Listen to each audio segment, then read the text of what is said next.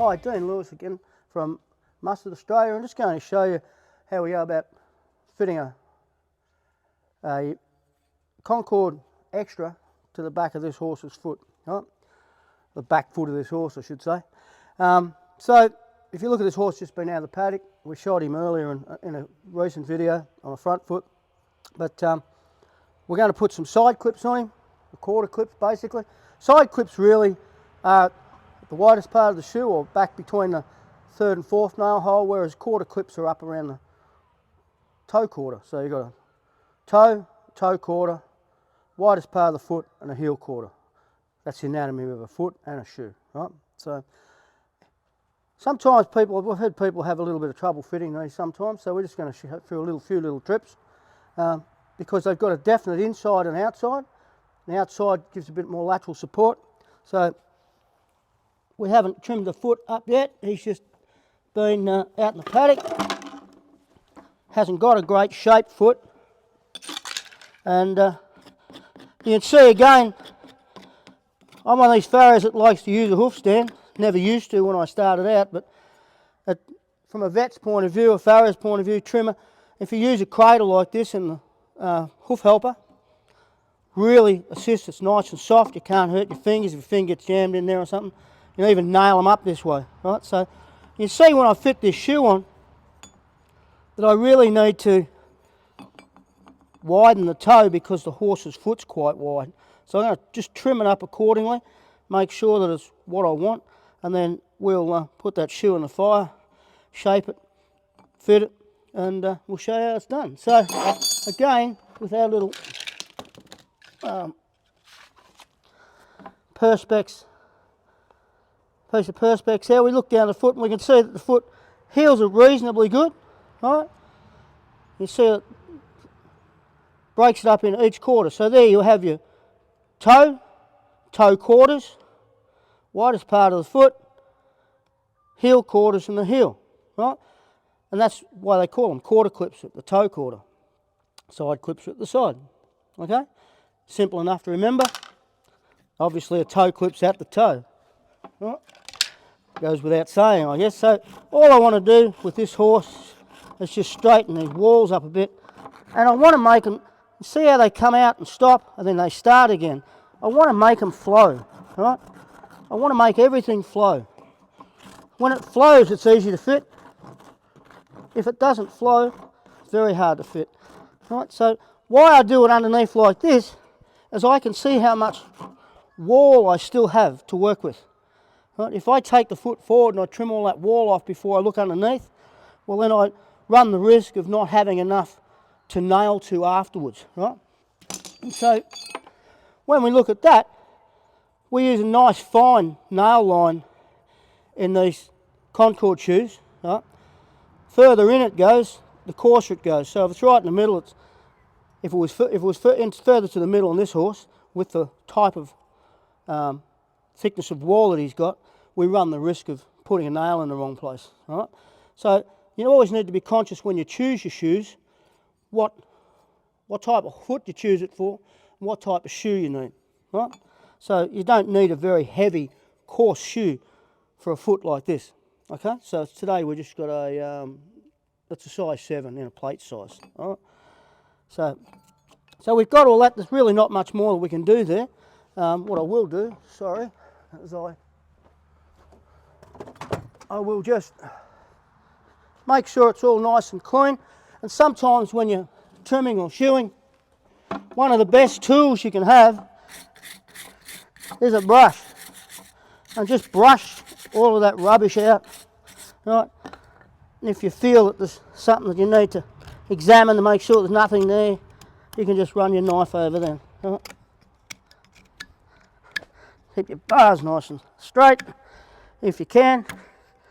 Clean your bars up. And again, run your brush over and make sure. So everything's pretty straightforward there, okay? So then we just take his foot forward and we can change the top of this. My loyal assistant has got over there. I don't pay him much, but he turns up anyway. And again, we do the same thing as we've done with the front foot, as in that we align the wall and we go from toe to heel and heel back to toe, keeping it all nice and uniform if we can. Right. Here's our little sanding block. Sanding block or sanding rasp, whichever you've got.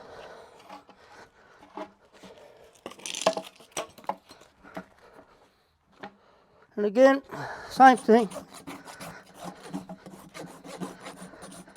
Toe to heel. Heel to toe.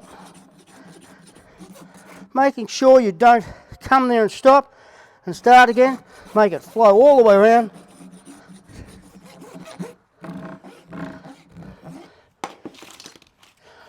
There's no point worrying about that little crack that's there. It's a flaw that's in the foot that we can't chase things that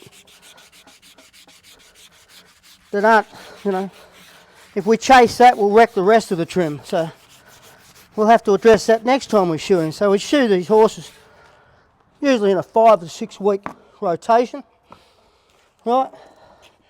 As normal horse's foot grows at about 8 millimetres a month in normal conditions. A foal's foot will grow at 12 millimetres a month. And other horses, they get older, they might, and conditions change. It varies slightly, but that's the hoof wall. Whereas a sole, there's a lot of talk about sole depth from different people, but the sole exfoliates and is changing all the time. So it exfoliates, falls out, it'll go from thick to thin, and the average depth of the sole is about 8 to 10 millimetres, right? It'll vary. Nice even heat on it. What we're going to do is we're going to, as I said before, and what we might show you is how you can use your ruler to check your width. So some people may like this idea, other professional farriers might say, well, mate, I'm good enough at that anyway. Well, that's fine, you don't have to, but this is just a tip to make things a lot easier for you. So you go across there, so you say spot on 131, or even better still, I always shoe in inches. So we'll say we want this shoe to be 5 1/4 inches wide at the widest part of the foot, okay? And then between the heels is normal, it's 2 1/2, which it is there, right? So widest part of the foot, I want to make that shoe, when I get it out of the fire and have it ready to bring to this horse, I want it 5 1/4 inches wide, right? So that should save me walking back and forward to the amble 5 or 6 times. Right, so it's just a quick way of fitting. So, got our shoe nice and hot. We take it over here, and it's got quite a broad toe, so we just broaden the toe out a bit. Right, make it wide. Then we just have a check and say, well, where are we? So that's at 5 1/2. So the widest part of the foot, we just got to bring it in slightly and bring it in slightly. Then we can check again and say, righto, we're spot on 5 1/4. Right? And we know the heels are 2 1/2. So we've got to bring one of them in, or 2 of them in. So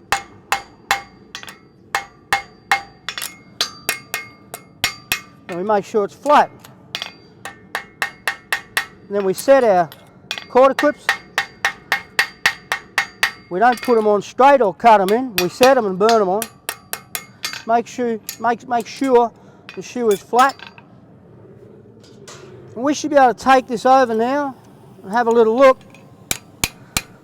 And we might not be too far away. We might need another final adjustment.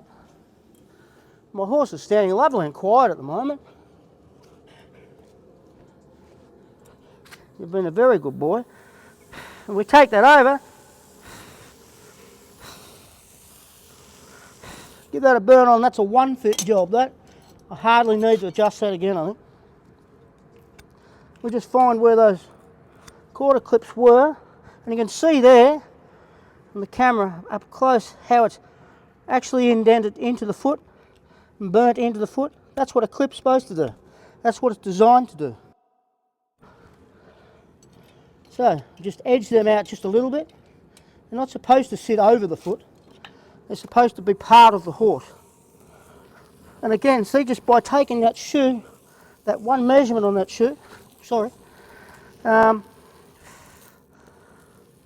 we've been able to fit that in one go. So we can just give that a little clean up there like that. And again, you can use your brush, take all that rubbish off. We'll go and cool our shoe out now and have another check on it.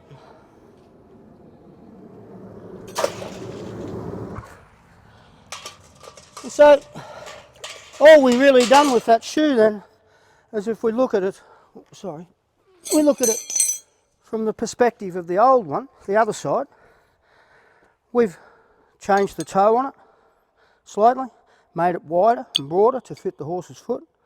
Right? We've changed the width on it, make it wider. You can see the difference in that there. Right? So that's the opposing foot or shoe. And we've just brought the heels in, so it was a quick enough job, just one quick fit. Right?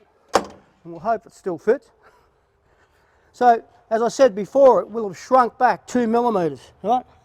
As you heat them up, they grow 2 millimetres, they shrink back 2 millimetres. I just take my hammer and knock it back in there like that, run my hands around, and again I can bring it forward here and make sure everything's in where it should be. I just need to knock that clip in a little bit more. Yep, it needs to go in a little bit more. And we're pretty right. So next thing we have to do is select some nails for it. So in this case, well, I've just got a CH5 slim there. By the time I knock that down into the shoe, it should fit pretty good. Yeah, it fits good in there like that. You want the nail to sit down in there reasonably snug. There shouldn't be any movement much by the time you drive the nail home. You don't want it swimming in the shoe, and you don't want the nail, the head of the nail, to be lower than the shoe. So you'll find that on the edges of the nail there's a little recess on a BH or a combo nail, and where it lines up there, it lines up with the shoe. So that's about where it sits. That gives you something to nail in, back up, and hold your clinches nice and tight and strong. So again, just to reinforce what we're doing here, so the shoe's nice and flat and still sits on that little piece of perspex beautifully flat. Right? Not sprung at any heels, and the foot's flat too. So the benefits of hot shoeing are ease in shaping the shoe, of course. When I get the shoe flat, or the shoe as flat as I can possibly get it, and I get the foot as flat as I can possibly get it with the rasp, and I burn it on, I make sure my clips fit properly, and I'm also making sure that the flatness of the shoe is as flat as it can be with the horse, and that is, they become one, right? So the shoe's flat as I can get it, the foot's flat as I can get it, and the two together, the two pieces meet, right? So that's just simple as that. Like, a lot of people choose to cold shoe horses, and that's their choice. I used to do that once upon a time, still do if I shoe race plates, but shoe a horse with race plates. But it's, you know, it's a personal preference, and it's much easier to shape the shoes, in my opinion. So next job, nail it on. Now, again, you can actually put that cradle back in and nail it, and if you are doing any, especially from a vet's point of view, if you need assistance with something, especially wrapping a foot up or anything like that with a plaster or a cast, or in my case, if you're gluing a shoe on, to have that cradle there gives you a third hand. But if you don't want to change it to nail up, you can still just rest Princess's foot here on there like that, and knock your shoe back on.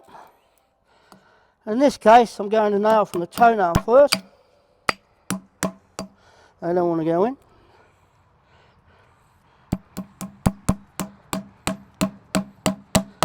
And I'm just using the stand to support his foot. Takes the pressure off my knee.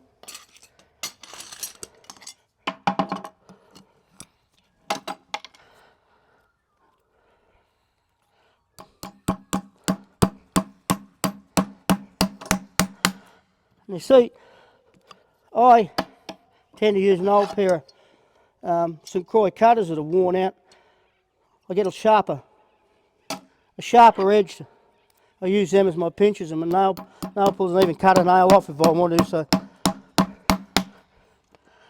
like most farriers, I don't like buying thousands of tools, so I recycle things. That's not to say I'm miserable, but some people would. And you can see just how solid that his foot just sits on there. Nails are all good, I can still get to them. And we use an adequate amount of nails. Don't have to overdo the nails. Quite often when I'm shoeing a horse behind, I'll only put 2 nails on the inside. This horse's hind foot's nice and solid, so he can... You'll notice there, I don't know if you can see it on the video or not, there's just a tiny little bit of foot sticking over the front of the shoe there. That's intentional. Right, with quarter clips, the quarter clips are meant to be set back under the foot a little bit, or the shoe's meant to be set back under the foot a little bit.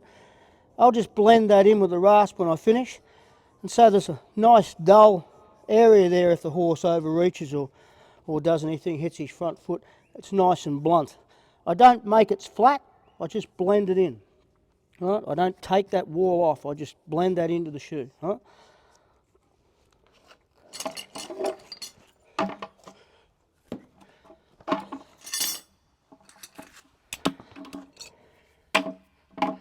So we'll do the outside first today. Come on, Richard.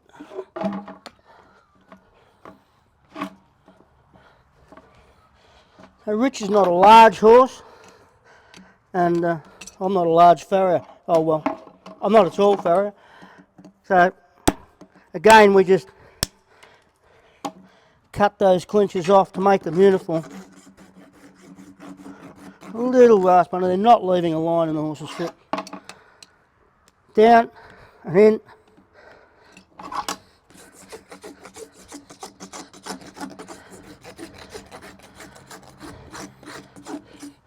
And minimal amount of work to do there because we've already prepared the foot.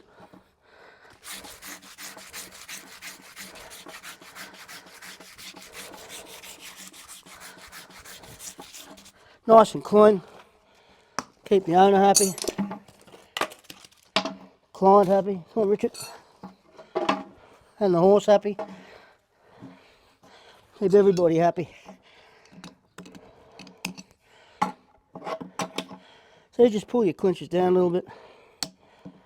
As you notice, I don't back my nails up a lot. The nails fit good into the horseshoe, so I have a perfect fit.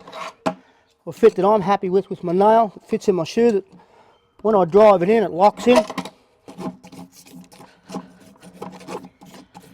And so there's no need to back the nails up the bilio, because all that does is pull the nails down in the horse's wall and leave a big hole above that and weakens everything. So we want to enhance things, we don't want to make them worse. Right. Nice and easy. Now you see, now I'm not even using the rasp, I'm just using my sanding block. And I just blend that in so it's nice and blunt. I run my finger and I can't cut myself, the horse can't cut himself.